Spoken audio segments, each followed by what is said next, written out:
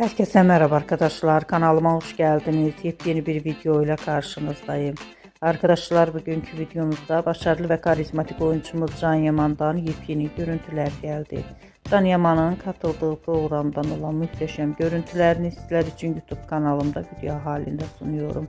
Umarım beğenirsiniz. Arkadaşlar videomu beğendiyseniz kanalımı izlemeyi ve bildirim butonuna basmayı unutmayın. Şimdilik benden bu kadar olsun. Yeni videomuzda görüşmek üzere. Hoşça kalın.